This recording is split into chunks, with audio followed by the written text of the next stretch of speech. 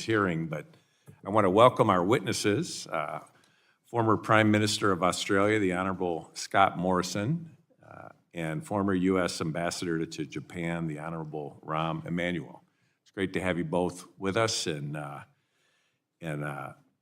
Ambassador Emanuel, I want to thank you for your hospitality when we came and visited Japan, and you served in that role as ambassador, and we appreciate all you did to help the committee understand the issues relative to Japan. It's also very rare for a former head of government to appear before Congress, not as a ceremonial guest, but as a witness.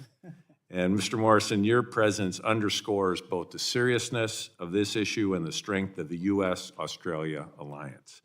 We're here today to address one of the most urgent threats democracies face in the 21st century: the People's Republic of China, economic coercion of other countries. China uses market access as leverage, employing tariffs, regulatory blockades, and diplomatic intimidation to target democratic nations that speak up for human rights or national sovereignty. These are not isolated acts. They are part of a coherent strategy. And for too long, we treated China's rise as an economic opportunity detached from the party's geopolitical ambitions. But today it's clear, as trade between the CCP and the free world has grown, so has its appetite for economic leverage and control. And Mr. Morrison's government called for an independent inquiry into COVID origins. Beijing didn't argue. It retaliated with tariffs on wine and barley, with bans on lobster and coal, with a list of 14 political demands that made clear what the CCP wanted: submission. Lithuania opened a Taiwan office. China launched an embargo. South Korea deployed a U.S. missile defense system. Beijing shut down factories and blocked exports. Norway awarded a dissident the Nobel Peace Prize.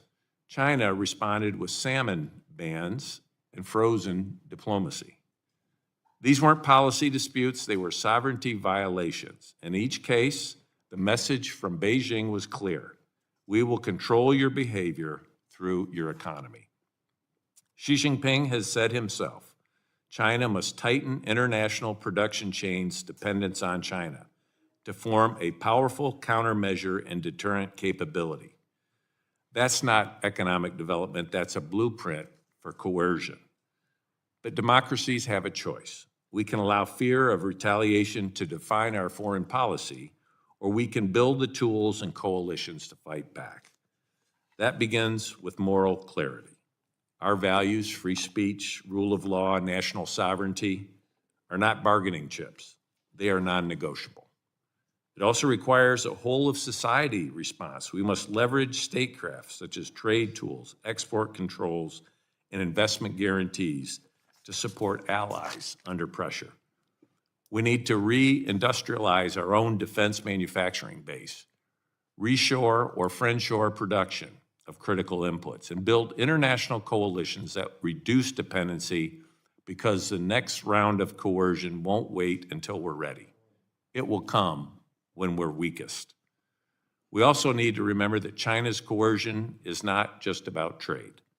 It reaches into our own societies and attacks our core values, targeting diaspora communities, leveraging propaganda, and exploiting our open systems to create doubt, sow division, and instill fear. That's not a problem for law enforcement alone. It's a challenge to democratic cohesion.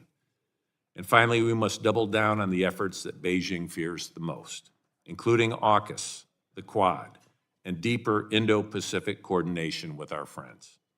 The CCP wants to isolate the United States from our allies. Our answer must be unity and collective economic resilience to Beijing's bullying. Economic coercion is not a phase of Chinese foreign policy. It's the logical and inevitable conclusion of the Chinese Communist Party's worldview. And ominously, it is a warning of what is to come if we fail to meet the CCP's challenge. It's time for the free world to stand together. Thank you. And with that, I'd like to recognize our ranking member, Raja Krishnamurthy, for his opening statement. Thank you, Mr. Chair.